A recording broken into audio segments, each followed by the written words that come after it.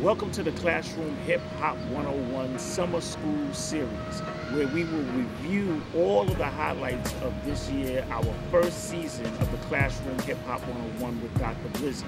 So teachers, as you're resting, as you're relaxing, take some time out to also feed your mind this summer with information that will empower you to go into the next school year rejuvenated, excited, and informed, and ready to go.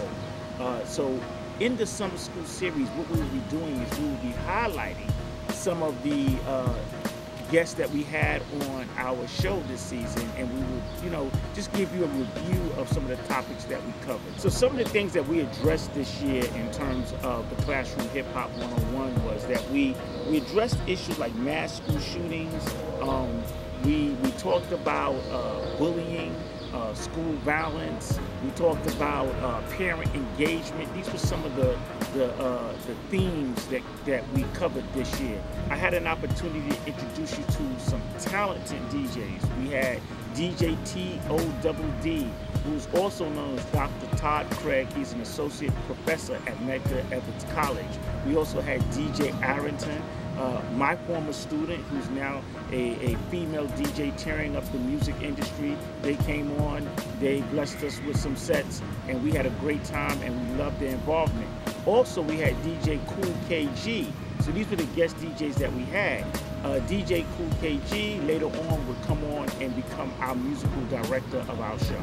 So we look forward to you, listening. Please, you can also go to tnhhp.com, go to the video on demand section, and see a library of videos that will, I think, help you. You can use this for your own personal and professional development, and we're going to see what the year was about. So check this out. I have to say this. This is very interesting because this speaks to hip hop. He's also a Harvard graduate. He's also a professor at Medgar Evers College, and he's also Dr. Todd Craig. So that just shows you the evolution of hip hop. And he's straight out of Queensbridge and Ravenswood, and we brought him here today because of one of our guests. So I want to introduce DJ T.O.D.D. What's going on, my brother? What's good? What's the word, Sean? Hey, man, I'm glad to have you here. If we could, just before we get into the current events, can you just tell me a little bit about your upbringing in Queensbridge and how you went all the way to Harvard and what you do now as a college professor? Because you do some interesting things on a college level with hip hop. Right. So originally, I was living with my family in Queensbridge. When I was about maybe 2 or 3 years old, my mom moved us to Ravenswood. So anybody who knows that kind of strip, it's like a 4-block difference between Queensbridge and Ravenswood. She moved us to Ravenswood because she was trying to get us out of a certain situation. So I grew up in Ravenswood, but then my cousin and his family wound up moving to Queensbridge. And so what I would do is I would spend a lot of time running up and down 21st Street, that 4 blocks. My mother would say, stay out of Queensbridge. So as a child, we ran over to Queensbridge. Went to junior high school 204s, right in the hood. Made some decisions that I thought that, the circumstances I was seeing educationally, I just wanted to see something different. Wound up taking the SSAT. Wound up getting accepted to this program called A Better Chance. ABC connected me with some private schools, so I wound up going to St. George's School in Newport, Rhode Island. That took me to Williams College. Williams College took me to Harvard Graduate School of Education. And then Harvard Graduate School of Education took me to St. John's, where I got my doctorate. Hey. Oh, now there you go. Okay, now we're in effect. So let's go back. You were talking about the uniforms, wearing the uniforms, and your experience as a student. And tell us how that has shaped what you do now. It's crazy because I actually turned out to be a DJ, right? One thing I remember the most is the actual video shoot, which, after I was new to the school when we did the shoot, and after that I felt so much closer. And I actually ran into some friends lately, we were actually discussing how how it made us feel like the school, like we weren't just a number in the school. It made us feel connected. Everybody was involved in the video. So it was great. Time to shine at 109. Ice 109's about to shine. John, he's a friend of mine, but I can't wait his clothes up in 109. You gotta check the clock, cause now it's time. Ice 109's about to shine. Said you like the way we do it right here. Right here. The legendary DJ Cool KG. And I want you to check out this program that he does every year at Public School 59 in Brooklyn. Good morning. Here 59, DJ Cool KG and the 1 and 2s. Welcome back. Everybody coming in, boys. Beautiful day out here. I love it, I love it. Look at everybody coming in. Here they go. Look at all them kids. Hey, hey, hey, hey.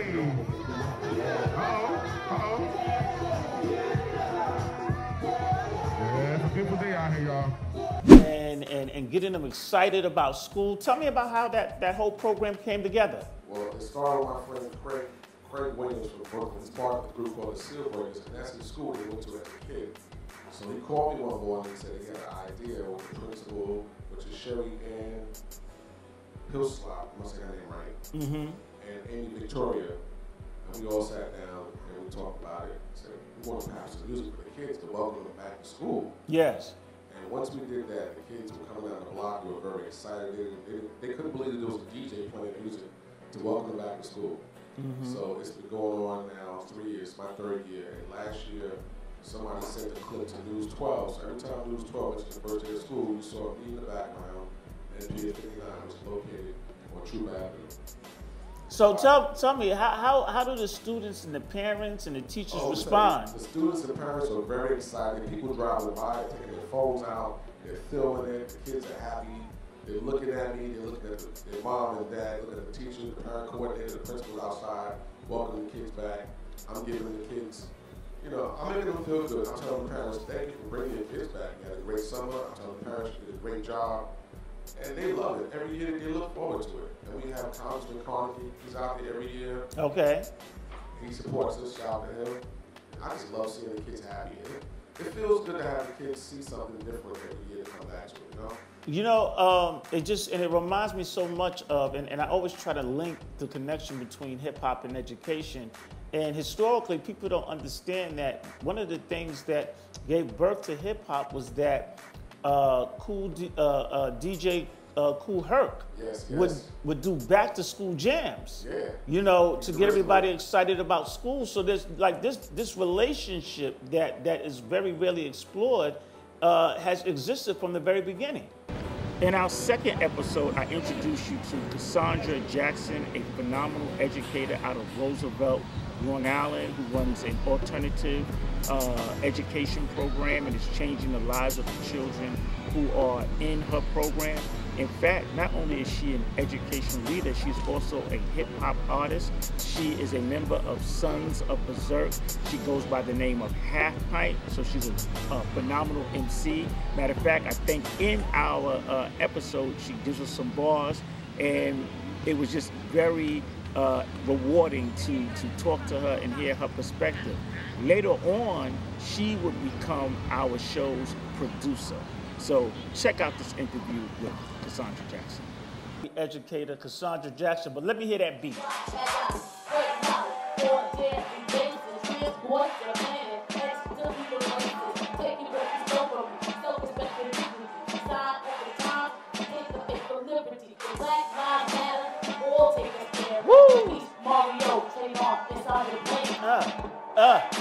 Cassandra Jackson Middleton, okay, let's be clear, is an educator, recording artist, and revolutionary in training. Wow. She has been in the trenches teaching at-risk students in the classroom for 21 years, as well as the administrator of the Alternative Learning Academy at Roosevelt High School that runs in the evenings. She's been doing that for 9 years. She is known as Half Pint of the 90s cult classic hip-hop group Son of Berserk. Featuring No Self Control, their debut release was Berserk, Berserk, Berserk.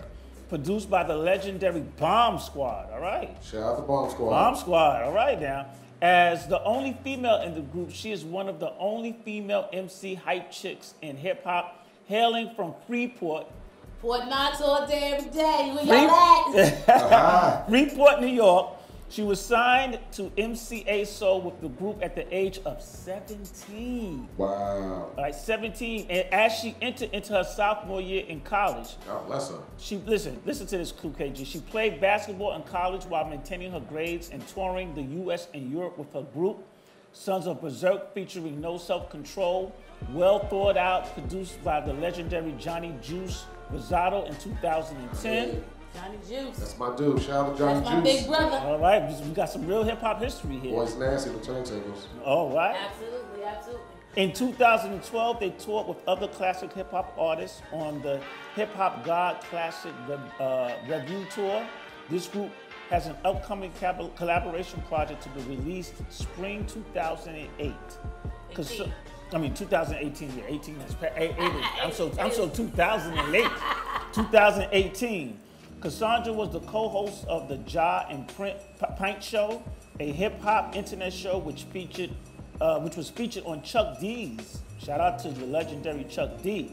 Public Enemy's RapStation.com. She also served as a guest panelist on Chuck D's acclaimed radio show, And You Don't Stop. She's an activist and a member of the Hip Hop for Justice Coalition. We're going to get into that.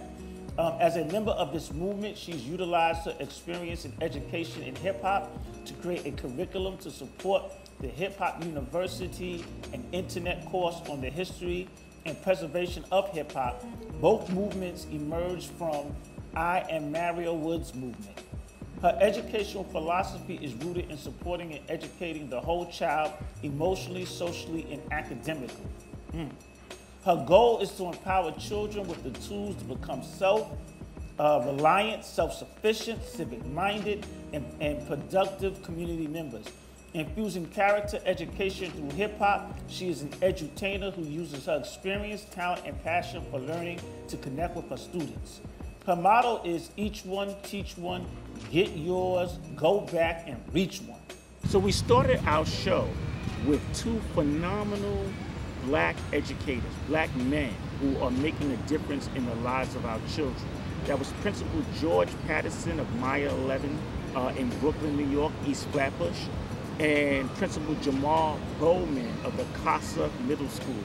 They gave us our marching orders. They talked about the effects of Black men in the lives of children in terms of education. They talked about their experience being Black men in leadership position within the New York City Department of Education. The show was phenomenal. Check this out. The perceived lack of support on the part of urban school principals for these crucial community building activities has resulted in a high turnover rate in the principal position. Anyone can respond?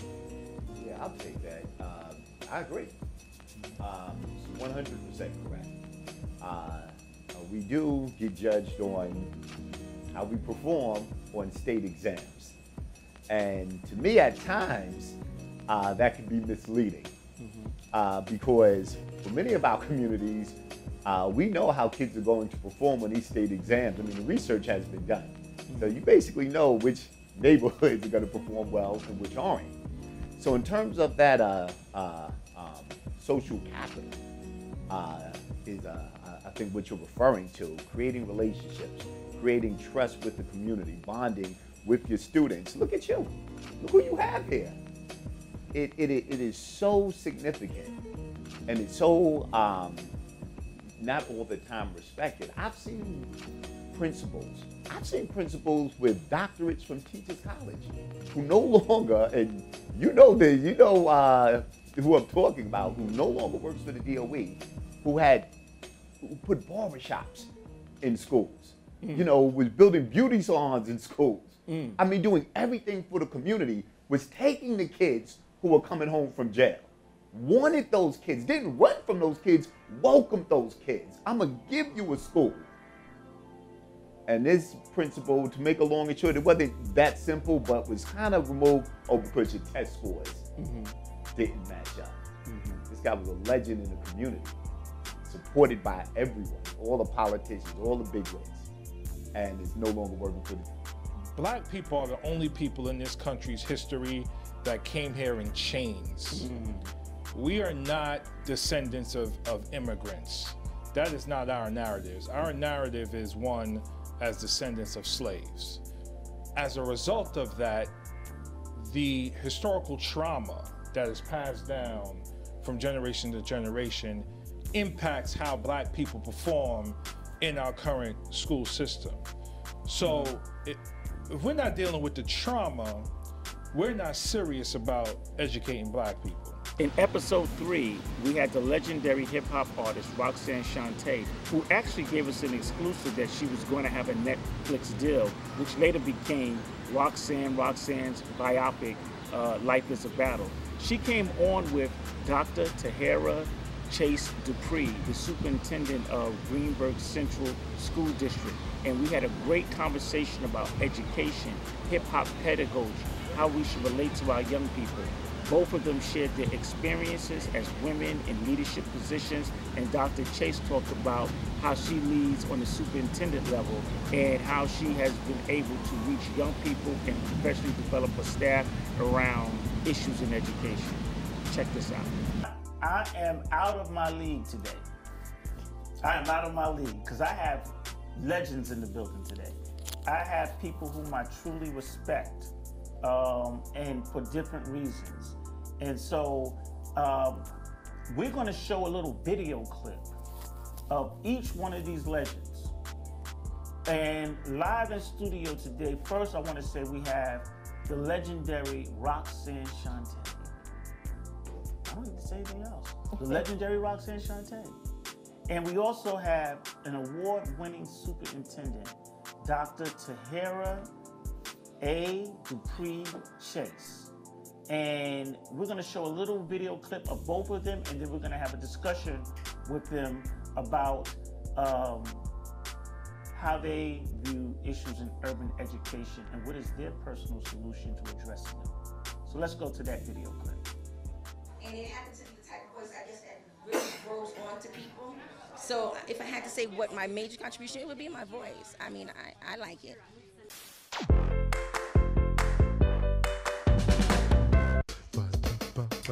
Dance, get up and get with this. Shantae is here to take care of business. So plug up the mic and stack the dough. Then yo, go start the show so the pro can flow. No time to sit around.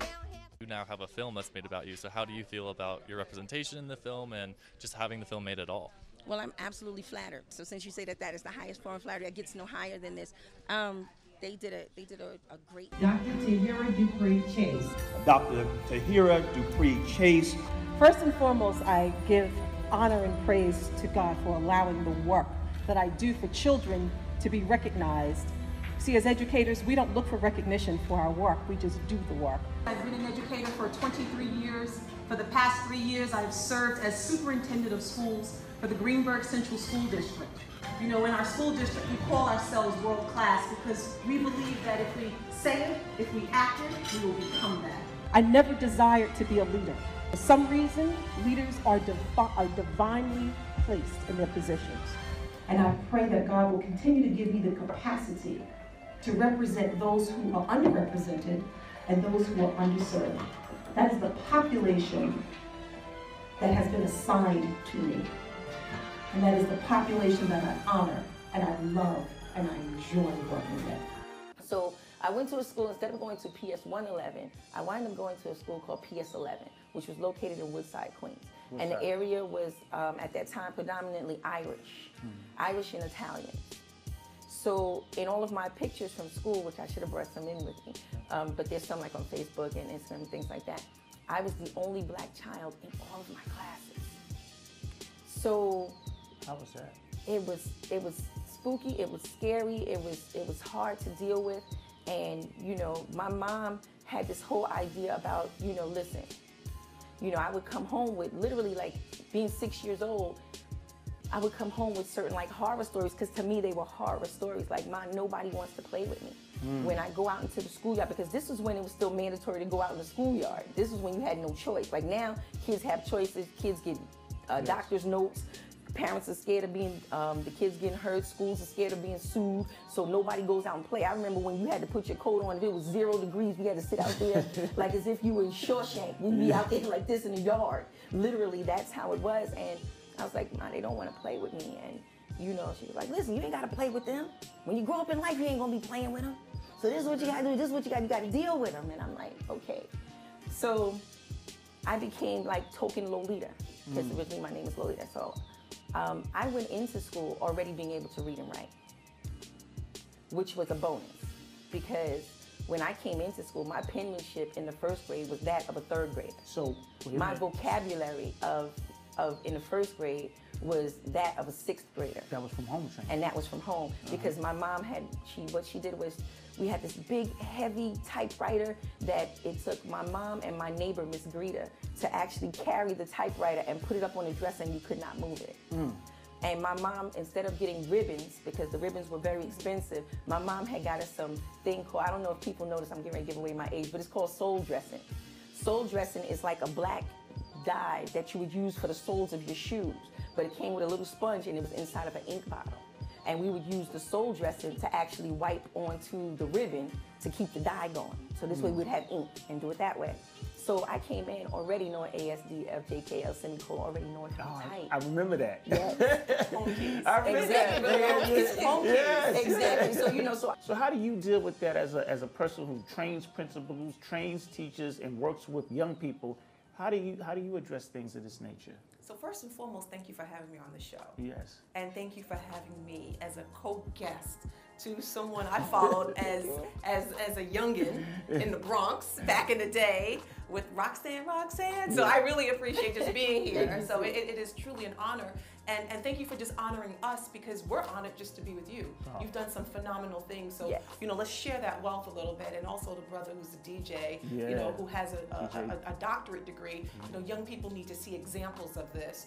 You're right, bullying has become a very popular word in our schools today, especially in our public schools.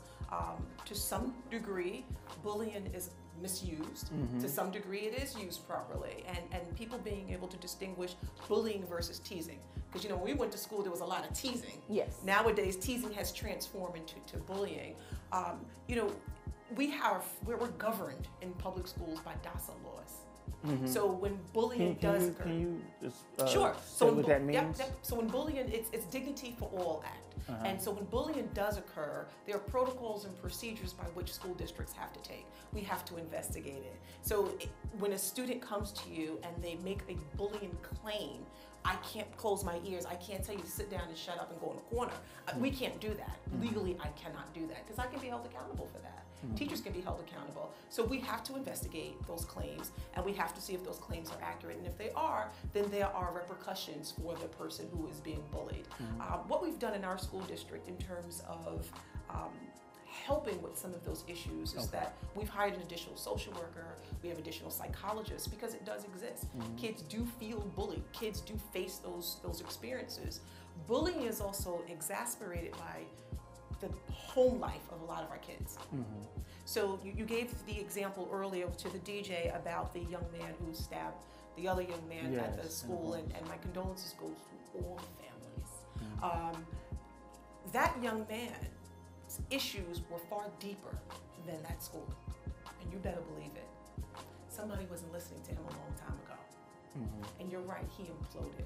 And we are, you know, responsible for not just educating children, but we're also responsible for the social and the emotional well-being of children. So schools are a little bit different. When we were in school, you know, the social emotional piece, that was up to your families and your parents, right? So schools have now become true partners in raising children, and we have to now pay attention, a lot more attention, to the social emotional, and to most instances, you can't educate a child until you address the social emotional aspect. In episode 4, we met Dr. Renee Young of the Adelaide Sanford Institute.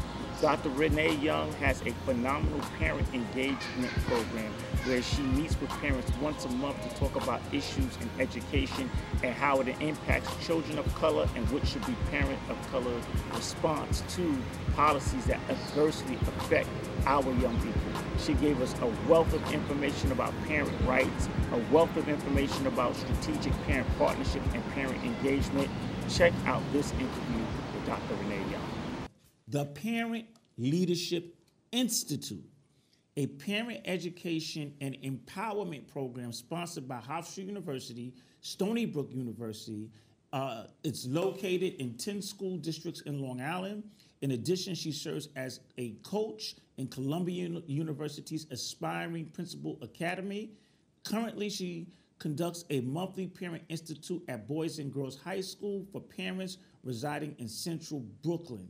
It is sponsored by the Adelaide L. Sanford Institute. We'd like to welcome you to the Classroom Hip Hop 101. How are you? I'm doing quite well.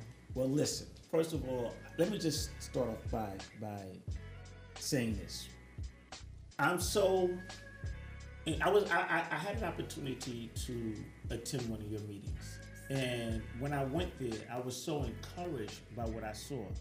And a lot of times on this show, we talk about narratives, right? And a narrative that's been created that I think is a false one is that Black and Latino people are not concerned about the education of their children. And as a former principal, we both can relate to this. How many times have we heard our colleagues say, oh, I invite parents and, they just don't come. These parents are just, they rather do this and they rather do that. And I went to your program to do a presentation. I reached out to you through a mutual friend, Perry Williams. Shout out Perry Williams, my brother. Yes. And I walk in, and first of all, it was a cold Saturday a couple of weeks ago. I walk into the room and the place is packed. The conversation was rich. So what do you say to those who say parents, you can't get parents involved? Well, before I answer that, I would like to thank you for that morning, Dr. Blake. You gave a powerful presentation. Thank you. And the evaluations support what I am saying. The parents just gave you the highest ratings. They want you to come back. They were so inspired and informed by what you told them about how we have to control our children's education. So I want to say first, yes. It was my honor. Thank you. And I'll come back anytime you call. Yes, I'm there. Yes. Yes. Now the statement that our parents are not interested in their children's education is a myth. Mm-hmm. Because when we are real with parents, when we respect parents, when we develop relationships with parents, and when we focus on what is relevant to them, they will come out. So believe me, when principals or other administrators say parents won't come out, they really are not working to get them out. They're just doing the same things they have done years upon years, not looking at their behavior, not looking at what they could change to engage parents. So I would definitely say that is not true. In episode 5, we covered a topic that has been something that we've been covering all year, and that is school safety, school violence, and scanning, random scanning and searches and metal detectors in urban school environments. So we decided to speak to students directly who are impacted by these policies, who are fearful of going to school because of the violence that's taking place in school, and who have alternative approaches to solving safety issues that do not involve random scanning and metal detectors. Check out what these students have to say. I'd like to welcome both Daryl and Rosemary. We thank you for joining us on the Classroom Hip Hop 101. Yes, sir. And let's get right into it. So Daryl, we'll start with you. Tell us your story of what you went through with bullying, and then we're going to take it from there to have a conversation about how you've used that now to help students who struggle with similar issues. Well, for me, coming up in high school, transferring from a middle school where, I had a group of friends that we were really close, basically like my brothers now, and transferring into a high school where you start fresh with, over 1,000 kids. It was rough for me, you know, ninth grade, you know, trying to fit in with you see different groups, different classes of people. You see the kids that are going to class. You see the kids that are, you know, the so-called thug kids, and, you know, just trying to figure out where you fit in. So, you know, ninth grade was about finding myself, figuring out who I was as a person. And for a 14-year-old young man living in Harlem, you go through a lot. You see different groups of people, different classes of people, and you're trying to figure out where you fit in. So my experience going through ninth grade and high school was rough due to the fact that, you know, I know you read the definition of bullying, and I find it, you know, a little weird that they have a definition for bullying, but you can't go around asking a million people what their definition of bullying is. Everyone has a different, you know, definition to themselves of what bullying is. And I know for me, you know, high school, you know, you see the movies, you see things that are on certain channels, and you say, oh, this is what high school is supposed to be. I want my high school experience to be this. And when it's not, it's a little discouraging. So for me, you know, ninth grade, you know, going into the lunchroom and, you know, trying to fit in, figuring out which crew and which clique you want to sit with, and, you know, what you want to do. And going through that experience was rough due to the fact that, you know, people would, you know, make things up. People would even indirectly bully you, and they don't even know. I'm just spreading rumors around the classroom. Can you give me an example of something that like you personally experienced in reference to this? Well, for me, personal experiences was, you know, high school, you're a young man, you like young ladies, you're trying to, you know, you want to talk, you want to flirt, you want to do everything you want to do. But to other people, you're not hanging out with as much guys. So the rumors get spread of, you know, why is he hanging out with a bunch of girls? Why? I mean, I like women. I'm going to hang out with girls. I'm exploring. I'm 14, trying to figure out where I fit in, you know. And just for me, you know, coming into the lunchroom, and I remember just hearing things about myself, and I'm like, that's not true. You know, and this is every day. During our series, we launched a Courageous Conversation series called the Courageous Conversation Series with Dr. Blake. Our first guest was hip-hop artist My Son. He talks about coming of age. He talks about his relationship with his teachers in schools. He talks about the trials and tribulations in terms of what he faced in terms of social and emotional trauma. This is a must-watch for any educator trying to reach challenging students in urban school environments. Check this out. So he had a different approach and a different perspective of who you were. Yes. But I'm just interested, when you had this negative clash and you were referred to being evaluated, what have you, did this perception of you carry throughout other teachers in the building? Of course, because when I got to his class, he had already heard that. So, you know, he immediately wanted to stop that negative. I was on a track team. I was on a basketball in third grade. I was the fastest kid in the school, had probably the highest grades, but in their minds, I was a behavioral problem. So, you know, he immediately attached that because this was already floating around. And he explained to me, he said, you know what these teachers do because they don't want to deal with you? They'll tell somebody that you're crazy and you have a behavioral problem, and that'll carry on throughout your grades, throughout your records, and it affects you. And you don't know that, but they don't have the time and they don't care about you.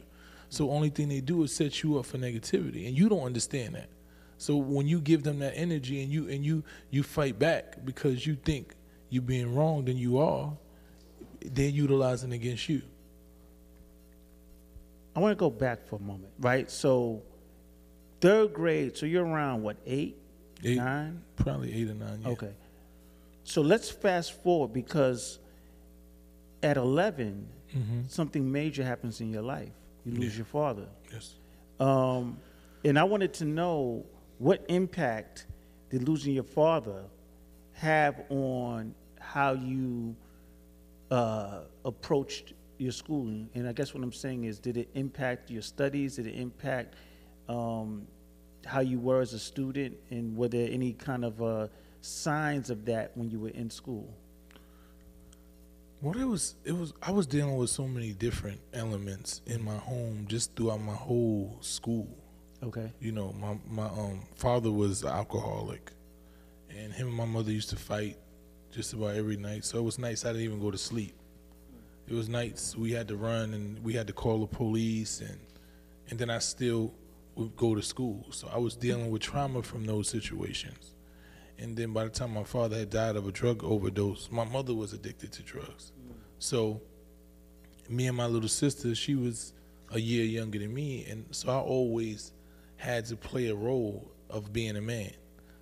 So nobody pretty much ever, with the exception of my first fourth grade teacher and then one of my gym teacher, who took the time to try to like understand what it was that was going on with me. And I was always a shelled person. I never wanted, you know, talk my business because I was taught that you just don't talk about what's going on in your home. So it took a lot for me to have those conversations with people, you know. So my whole schooling, I was dealing with those things.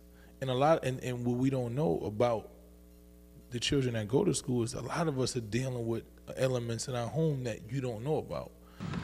Our Courageous Conversation Series Part 2, we had an educational screening of the Roxanne Shante biopic that is on Netflix.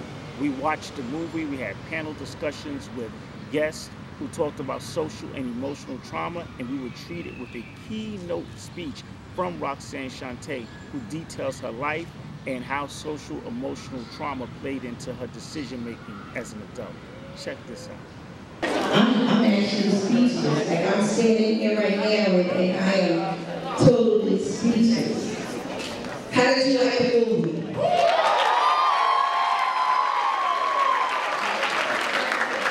To me, my traumatic experience, where mine all started from, was the fact of not having my father in my life. And this movie, when fathers come up to me and tell me they watched my movie with their daughters, I literally want to cry. Because it wasn't just a sister movie, it wasn't just a Netflix and chill movie. This was a movie for men to be able to see what is happening to our young women when you're not looking, when you're not paying attention. When a man comes along and does pay attention, the things that he offers her, the things that he gives her, the things that he will provide for her, and she's so afraid to let those things go. And even when because I was making money, so I could provide those things for myself. But it was the fact of not wanting to let him go.